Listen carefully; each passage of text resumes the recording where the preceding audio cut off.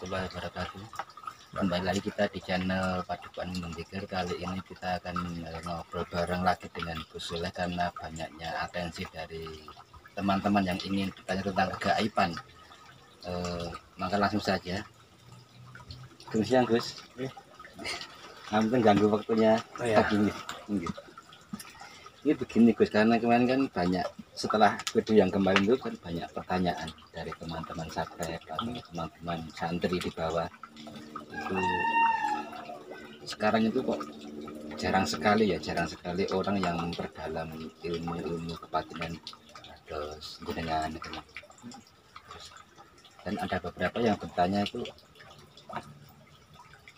pengen tahu tentang kisah jenengan waktu menuntut ilmu terus.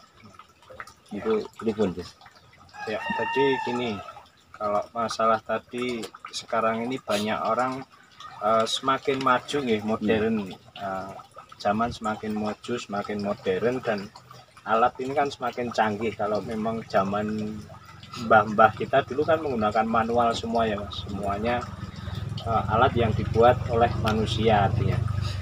Seperti cangkul ataupun apa. Kalau sekarang sudah adanya traktor dan lain sebagainya. Dulu belum ada HP, belum ada komputer. Kalau sekarang sudah ada alat yang canggih-canggih seperti itulah maksudnya. Dan orang zaman dulu itu prihatinnya memang luar biasa kuat, sangat kuat daripada orang-orang zaman sekarang ini. Terus beda lah orang sekarang sama orang dulu itu beda gitu. Meskipun sebenarnya orang sekarang ini memiliki kemampuan, ya itu tadi sudah beda. Beda.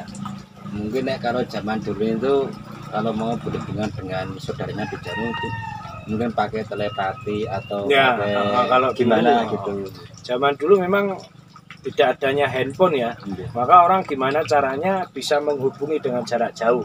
Akhirnya menggunakan kebatinan tersebut, sejenis dari telepati tersebut atau dari Rogo Sukmo dan lain sebagainya. Banyak keilmuan yang seperti itu sebenarnya.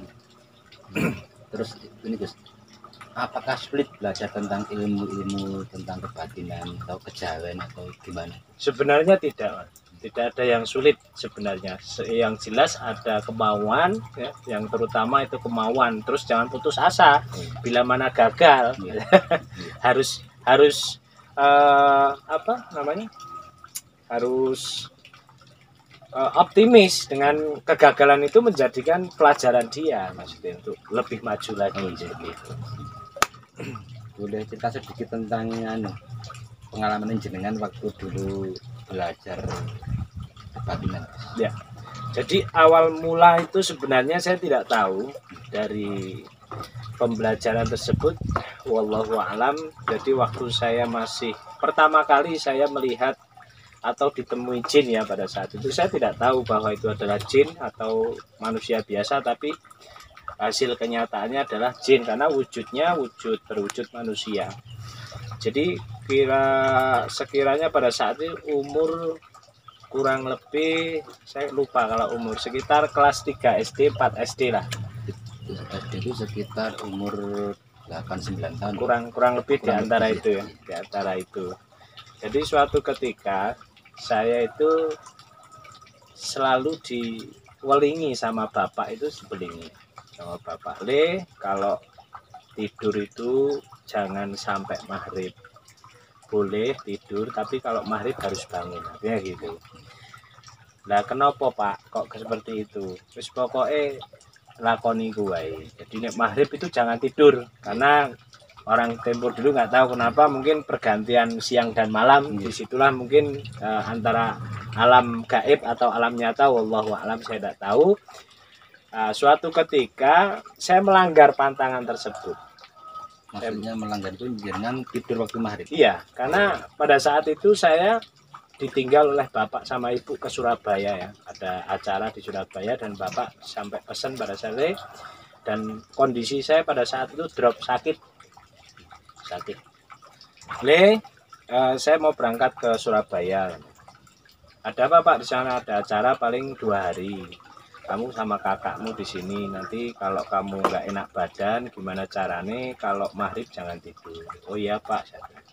Oke. Akhirnya karena jam 5 sore itu mata ini sudah tidak bisa melek Mas. Terus Mungkin pengaruh obat enggak ya? enggak tak obat itu. Memang enggak. Hanya panas biasa dan ngungkruk gitu itu. Jadi mata itu rasanya kayak ora iso dilek-lek ya, tiba-tiba saya ketidur di situ. Padahal saya sudah berusaha untuk piye caranya bisa melek pada saat itu. Bangun maksudnya. Amin, saya berusaha, ternyata saya kebablasan. Akhirnya saya tidur, tiba-tiba saya bangun jam 9 malam. Bangun saya itu jam 9 malam. Saya sendiri di rumah itu, saya tidak tahu kakak saya kemana perginya waktu itu. Karena saya tidak curiga, kamar saya ini kan satu kamar nih sama kakak dulu ya. Satu kamar, jadi sering teman-teman kakak saya masuk, keluar masuk, bahkan temanku keluar masuk. Itu nggak curiga siapapun yang masuk di situ. Tiba-tiba saya dibangunkan oleh dua sesosok manusia. Itu perwujudannya adalah kembar pada saat itu. Saya lihat hampir sama maksudnya, mirip lah bapak-bapak ya. Waktu itu masih bapak-bapak yang bangunin saya dan pakai celana jeans dan jaketnya juga pakai jeans warna biru pada saat itu. Dan itu sama, dia kanan dan kiri, dan tiba-tiba dia pegang saya. Setelah pegang saya ini Mas, saya dibangunin, ayo melok aku katanya.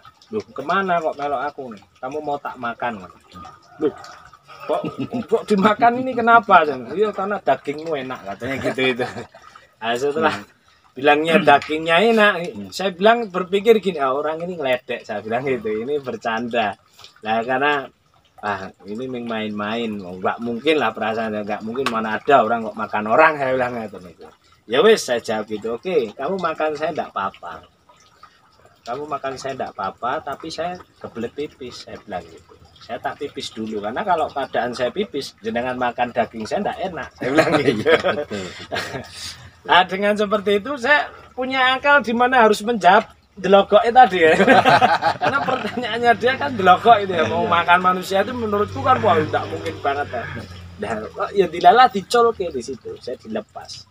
Setelah dilepas, ya wes, kamu pipis dulu. Setelah nanti pipis, kamu balik sini lagi nanti. Oh iya, saya balik sini lagi.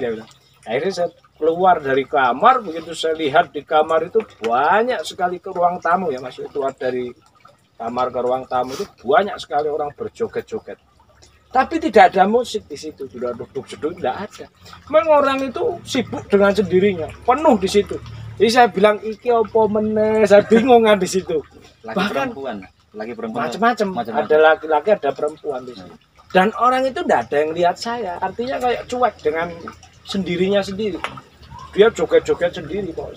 Bahkan saya lewat itu sampai himpit-himpit gini nih, saking banyaknya orang ya maksudnya.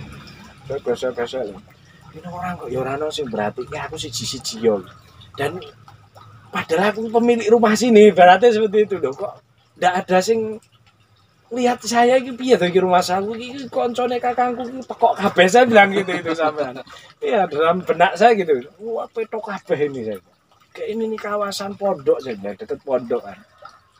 Wah, ada orang model gini ini ya, tapi ya wis lah cuek saya bilang. Wah, begitu bisa sampai belakang rumah, saya teriak-teriak di situ.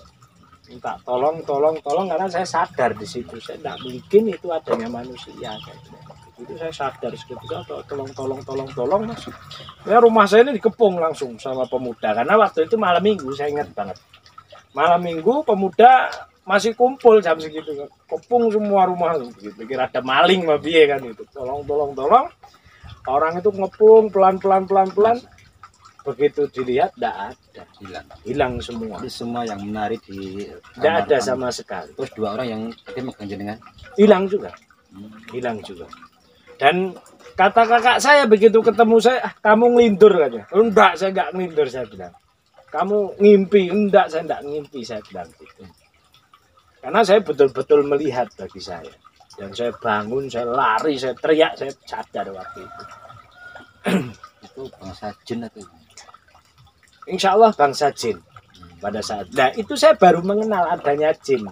Belum tahu, awal mula saya belum tahu. Nah disitulah awal mula saya Mas untuk mengenal dunia alam gaib. Motivasi ya? Iya, mulai awal-awal saya mengenal dengan alam gaib, tapi karena dengan umur saya segitu saya belum memahami artinya ini adalah jin, ini apa, saya tidak tahu. Setahu saya manusia yang tidak kelihatan pada waktu itu. Setelah saya mulai mengenal adanya jin dan manusia, alam nyata dan alam gaib di situ. ternyata ada. Ming pada saat itu saya takut, hawane anaknya takut, saya takut gitu. Ya namanya masih anak ya, umur 8 tahun, setahun itu kan ya wajar. Nah, setelah itu saya sering berperilaku aneh, yang dimana kadang-kadang saya bangun tidur lari gitu. Saya tidak sadar pada saat itu. Saya tidak sadar dengan diri saya kok tiba-tiba sudah ada di luar gitu. Dan sering terjadi hal seperti itu. Terus setelah itu saya cuek dengan adanya kegaiban seperti itu. Maksudnya hal-hal seperti itu saya cuekkan kan. Dan orang tua saya juga cuek pada saat itu. Saya mulai melanjutkan sekolah sampai kelas 6 SD pada saat itu. Nah disitulah saya akhirnya setelah lulus sekolah SD itu saya langsung saya dapat ijazah, langsung ditanyai sama bapak pada saat itu, duduk sini katanya. Kenapa Pak? Saya mau tanya ke jenengan 2 pertanyaan. Satu pertanyaan. Nanti kamu jawab dan itu kemauanmu. Saya tidak akan memaksakan dirimu. 2 pertanyaan, Aku mau tanya sama jenengan, kamu mau jadi bajingan atau mau jadi kiai? Bapak bilang begitu pertanyaannya. 2 pertanyaan, 1 jadi bajingan atau jadi kiai. Karena pada saat itu saya takut, jawabannya refleks saya kiai. Sebenarnya takut pada saat itu karena saya memang bapakku termasuk golongan orang keras ya Mas. Jadi saya jawab, nggak mungkin saya bilang bajingan kan gitu. Bisa dipolongan kan saya. Mungkin dipolongan kan. Akhirnya saya jadi refleks, Pak Kiai mawon Pak, saya bilang gitu. Oh ya udah yakin mantep dengan pilihanmu Kiai katanya. Iya Pak Kiai. Berarti kalau seperti itu kamu harus mondok. Bapak bilang gitu. Pesantren. Tapi kalau kamu milihnya di bajingan, ada sekolahnya nih. Saya sekolahkan. Tidak ada masalah, itu ada sekolahnya. Tapi kalau jadi bajingan, jangan nanggung-nanggung. Bapak saya bilang gitu. Sekalian bajingan yang paling besar. Nah, gitu. Bajingan tengik sekalian.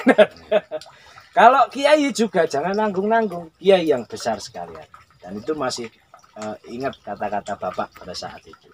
Meskipun saya belum menjadi kiai besar, maksudnya hanya orang biasa-biasa saja.